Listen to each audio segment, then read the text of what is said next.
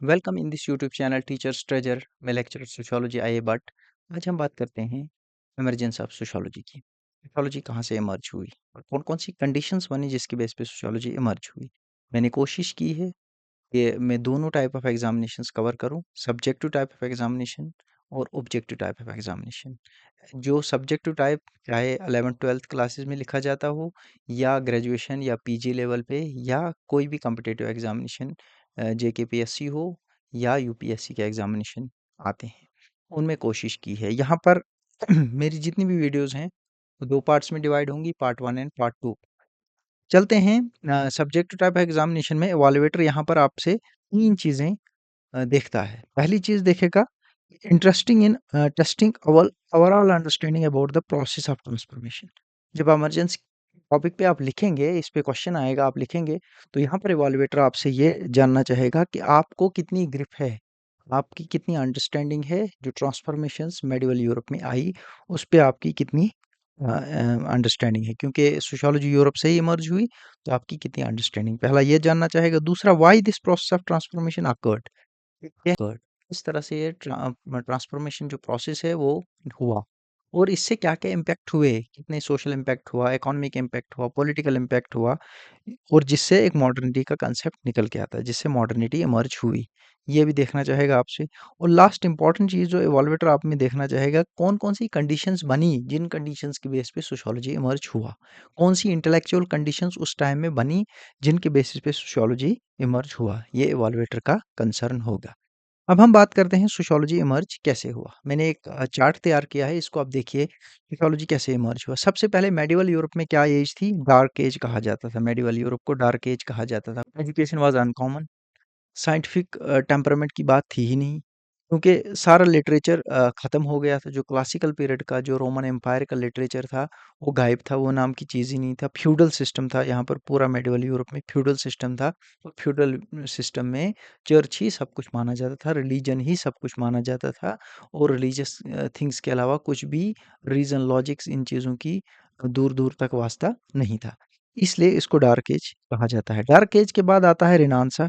Renaissance जो है, इसको रिवाइवल और रिबर्थ ऑफ नॉलेज कहा जाता है। लिटरेचर की रिबर्थ होती है और ये शुरुआत होती है इटली से।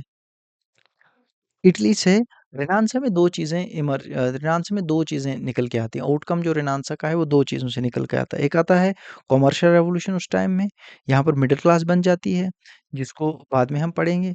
इसमें फिर साइंटिफिक रेवोल्यूशन भी आता है। साइंटिफिक रेवोल्यूशन मीन्स यहाँ पर साइंस की बात होने लगती है, लॉजिक्स एंड रीज़न्स की बात होने लगती है, जो जिससे सोशियोलॉजी का बहुत गहरा ताल्लुक है, क्योंकि ये हम आगे देखेंगे। उसके बाद एनलाइटनमेंट आ जाता है। एनलाइटनमेंट मीन्स इंटेलेक्चुअल रेवोल्यूशन आ जाता है, इंटेलेक्चुअलिज्म बढ़ जाता है, ह्यूमनिज़्म की बात होने लगती है, ह्यूमन सेंट्रिक अप्रोच यहाँ पर डेवलप होती है। उसके इसके बेस पे 2 रेवोल्यूशंस होते हैं, एक तो फ्रेंच रेवोल्यूशन आ जाता है और एक इंडस्ट्रियल रेवोल्यूशन आ जाता है।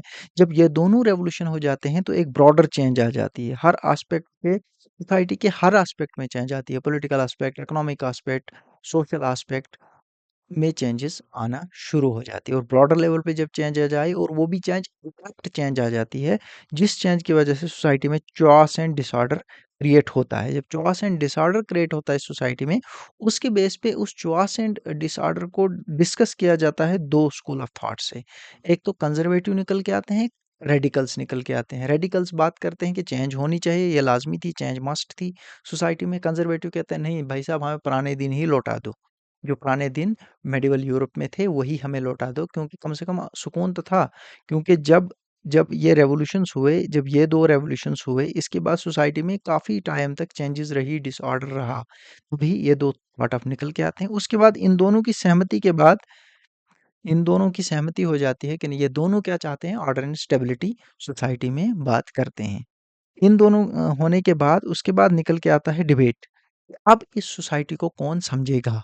साइंटिफिक वे से आप सोसाइटी को कौन समझेगा? इसके ऊपर डिबेट आ जाती है। यहाँ पर अलग-अलग डिसिप्लिन्स, इकोनॉमिक्स इकोनॉमिक्स ने कहा कि हम इकोनॉमिकली सोसाइटी को समझ सकते हैं, पॉलिटिकल साइंस पॉलिटिकली समझेगी, हिस्ट्री हिस्टोरिकली समझेगी, तो सोशियोलॉजी कहने लगी मैं हर एस्पेक्ट को साइंटिफिकली समझूँगी। तो इस बेस पे सोशियोलॉजी यहाँ से इमर्ज हो जाती है। अब हम जितने भी ये जो ग्राफ है जो मैंने इंटरलिंक्ड किए हैं, इनको हम एक-एक थैंक करके यू वेरी मच। समझेंगे। वीडियो को शेयर करिए लाइक करिए, कमेंट्स करिए और नेक्स्ट पार्ट वीडियो को ज़रूर देखिए। तब तक आप इमर्जेंस ऑफ सोशियोलॉजी नहीं समझ पाएँगे।